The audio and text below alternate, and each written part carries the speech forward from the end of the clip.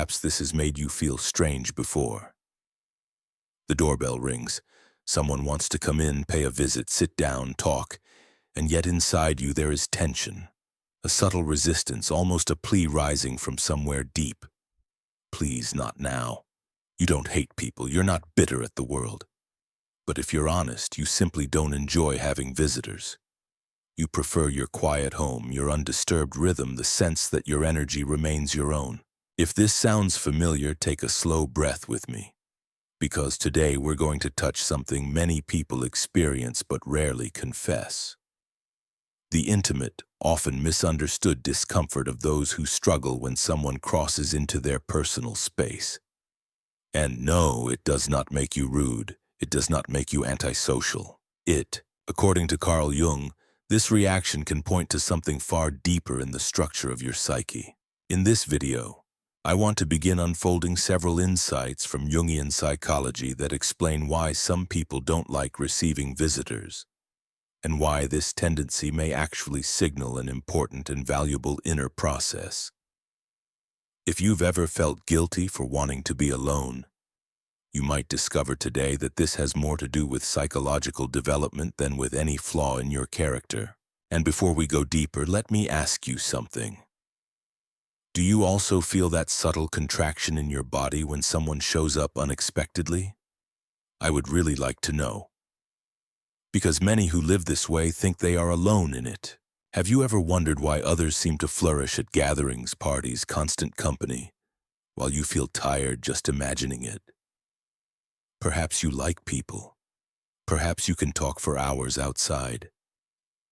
But the moment someone wants to enter your home, something withdraws. It is as if their presence would consume a resource you cannot easily replenish. There is a reason for that. When Jung spoke about introversion and extroversion, he did not mean shyness versus sociability. He meant the direction in which psychic energy flows. The extrovert is renewed by the outer world.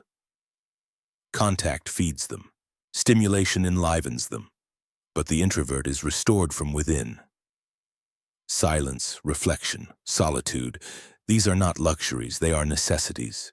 When exposure becomes too intense, long conversations, noise, interruption, the system begins to close down, not from arrogance, from survival. So disliking visits is not a social defect.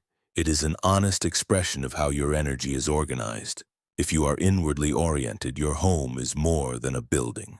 It is a sanctuary, a regulating chamber, a cocoon in which the psyche rearranges itself after the demands of the day. And when someone enters, even lovingly, they step into delicate inner processes that are still in motion. Immediately, you must activate something Jung called the persona, the social face. Your voice changes slightly. Your posture shifts. You become presentable, readable, appropriate. And in that instant, you move a little away from your center. That distance is tiring. Jung reminded us that introversion is a disposition of the soul. When you try to override it, conflict follows, exhaustion follows, resentment quietly follows. From the outside, people may misinterpret this. They might say you are cold, distant, uninterested. But very often what looks like indifference is protection, a boundary created by the unconscious to guard something tender and still forming. Here we approach another essential idea, the shadow. The shadow is not only darkness, it is the unknown within you. The unprocessed memories, the old sensitivities, the aspects of yourself that have not yet found a place in daylight. And when someone comes into your home, they come near this vulnerable terrain.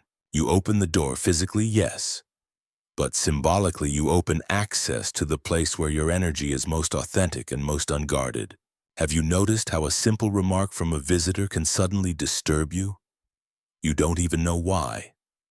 A tone of voice, a way of looking at something, and inside something ancient stirs. That is the shadow reacting. A hidden point touched without warning. Jung said that what remains unconscious can appear in our lives as fate. Sometimes fate looks like an irritation you cannot explain, a desire for the visit to end, a tightening in the chest. It is not cruelty. It is the psyche defending its integrity. And here is something beautiful. The shadow also contains potential, unlived life, creativity, truth. If you constantly remain in polite interaction, always adapting, always available, the deeper layers have no air. So when you long for solitude, perhaps something within is whispering, "I need space to become real." Listen carefully. Hearing that whisper requires courage.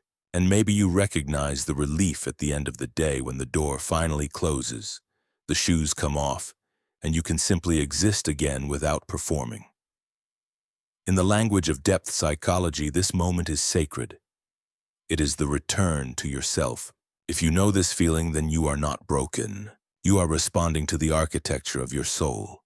Let us continue gently from here. If the home is a return to yourself, then in Jungian language it is also a symbol.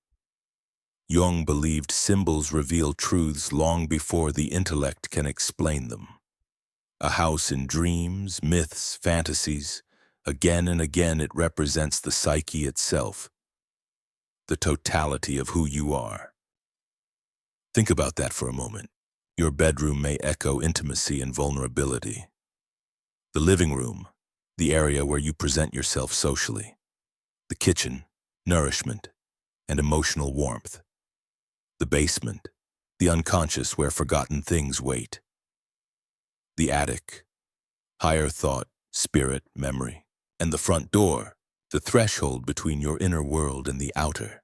So when someone knocks and asks to enter, the unconscious does not interpret this as a small event. It senses a crossing of boundaries.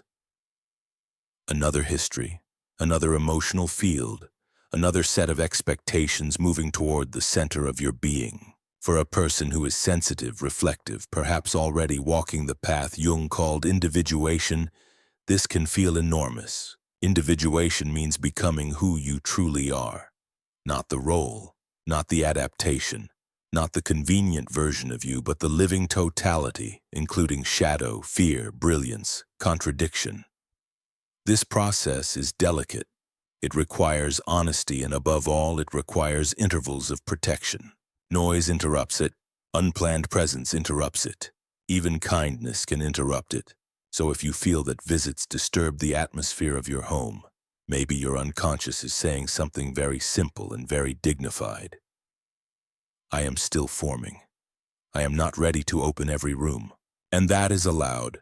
In fact, respecting this boundary is a crucial step toward integration. Without boundaries, the psyche cannot differentiate itself.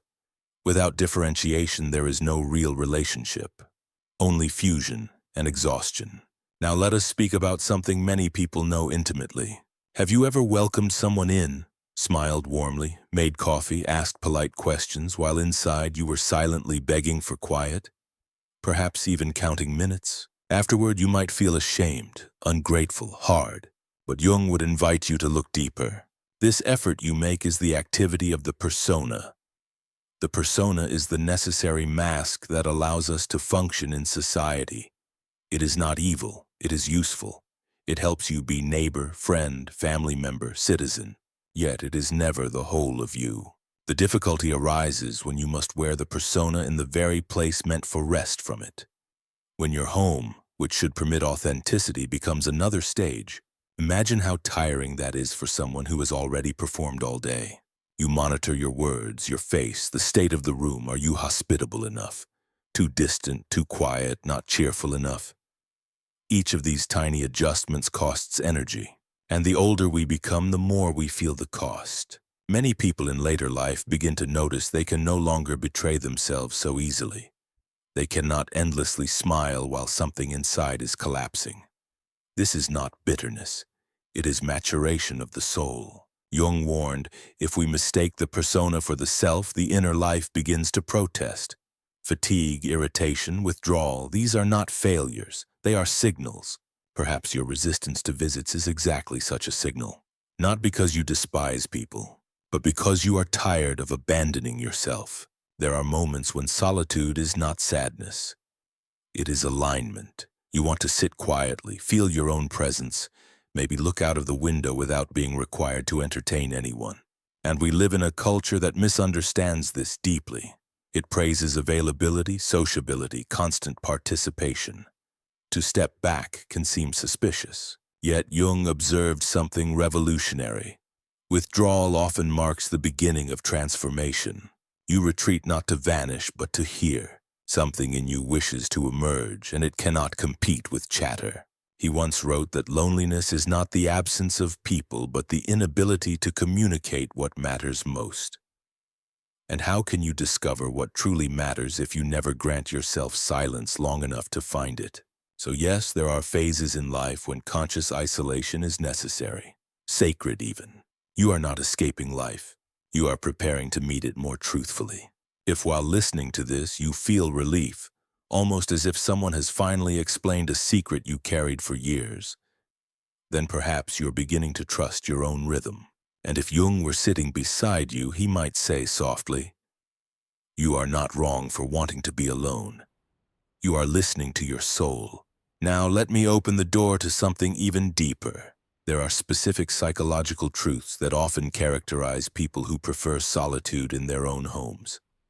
Patterns that appear again and again in analytical work. And in the next part, we will explore them carefully, because what you may have judged as weakness could in fact be the signature of profound inner development. Now we arrive at something very important. Once you begin to accept that your need for solitude is not pathology but psychology, not defect but design, a new dignity enters the picture. The shame softens. Curiosity awakens. You start asking, what is actually happening in me when I want the door to stay closed? Let me share several deep human truths drawn from Jungian understanding that often appear in people who guard their inner space. First, you may be far more sensitive to psychic atmospheres than you realize. Jung observed that the unconscious perceives endlessly. Micro-expressions, tensions in the voice, what is not being said. Some people are porous to this information. When someone enters your home, they do not arrive alone. They carry moods, conflicts, expectations. Your system begins to register and process it immediately. What others call just a visit, your psyche experiences as an energetic event. No wonder you feel tired. Second, your inner life may currently require order. Silence is not emptiness, it is a workshop. Memories settle, emotions find their place, fragments of the day reorganize into meaning. Interrupt this too often and the work remains unfinished. You feel scattered, vaguely irritated, not because of the person, but because a necessary internal movement has been broken. Especially in the second half of life, this ordering becomes essential. The soul wants coherence. Third, constant sociability can distance you from your own truth. To be with others, we adapt. We soften opinions, hide doubts, adjust timing, all normal. But if this becomes continuous, you slowly lose contact with your original voice. Solitude is where that voice returns. So when you decline a visit, perhaps you are not rejecting the other. You are retrieving yourself. Fourth, the presence of someone can awaken shadow material. A gesture reminds you of a parent. A comment touches an old humiliation. Suddenly emotion rises out of proportion. You wonder, why am I reacting like this? Because something unintegrated has been activated. And if you are already tired, you simply do not have the strength for such encounters. So the psyche wisely prefers prevention. Fifth, withdrawal can signal the beginning of individuation. This is sacred territory. Individuation is the gradual birth of the authentic person you were meant to become. It often begins with disappointment in superficial exchange. You hunger for depth, for meaning, for something real. Small talk becomes unbearable not because you are arrogant, but because your soul is asking larger questions. To honor that hunger requires time alone. And finally, perhaps most beautifully, you are learning to listen inwardly. You are discovering that saying no can be an act of truth, that closing the door can be kindness toward yourself, that endless accommodation erodes vitality. Many people reach old age never learning this. If you are learning it now, you are fortunate. Now I want to introduce an image Jung loved deeply, the hermit. Picture an old figure walking at night with a lantern. Alone? Yes, but not lost. He withdraws from the crowd in order to see more clearly. This archetype lives in all of us, but in some it awakens strongly. When it awakens, the desire for quiet becomes almost irresistible. The hermit is not antisocial. He is in dialogue with eternity. He seeks inner light, and he knows that light appears only after one has dared to face inner darkness. Your home often becomes his cave. To follow the hermit is to resist the frenzy of modern life, the demand to always respond, always attend, always entertain. It is an act of psychological courage, of self-respect. And here is the paradox. Those who learn solitude deeply are often capable of the most authentic connection later, because they meet others from fullness, not depletion. But balance matters. Jung never advised total escape from the world. Health means dialogue between solitude and relationship. You protect your time, create rituals of retreat, yet you also choose encounters that nourish rather than exhaust. You become selective, conscious. You no longer apologize for knowing your limits. Respecting your boundaries is not selfishness. It is maintenance of the soul. When the body is tired, we rest. When the psyche is overwhelmed, we must also rest. So learn the signals. Irritability, mental fog, sudden heaviness. These are requests for pause. You may cancel plans. Turn off the phone. Sit quietly. The world will survive. Those who truly love you will understand. And those who demand access at all times are asking for something no human can sustainably give. Create your sacred corner. A chair, a lamp, a morning hour. Let the hermit breathe there. Let thoughts settle. Let feelings speak without interruption. And please be gentle with yourself. You are not required to perform humanity every minute of the day. Perhaps now, after walking through these reflections, something inside you feels recognized, as if an old burden has been named and therefore lightened. This is the grace of Jung's vision. There is no single correct way to be. There is only your way. If your way includes silence, retreat, protecting your home from intrusion, that does not make you strange. It may mean you are engaged in the slow, noble labor of becoming whole. Your solitude is not emptiness. It is preparation. It is renewal. It is where your soul gathers strength to meet the world honestly, in your own form, at your own rhythm. If you carry one truth from today, let it be this. Your love of quiet is legitimate. Your boundaries are sacred, and listening to yourself is one of the highest forms of responsibility you can take for your life. We may be ending this conversation, but for you, something deeper may just be beginning.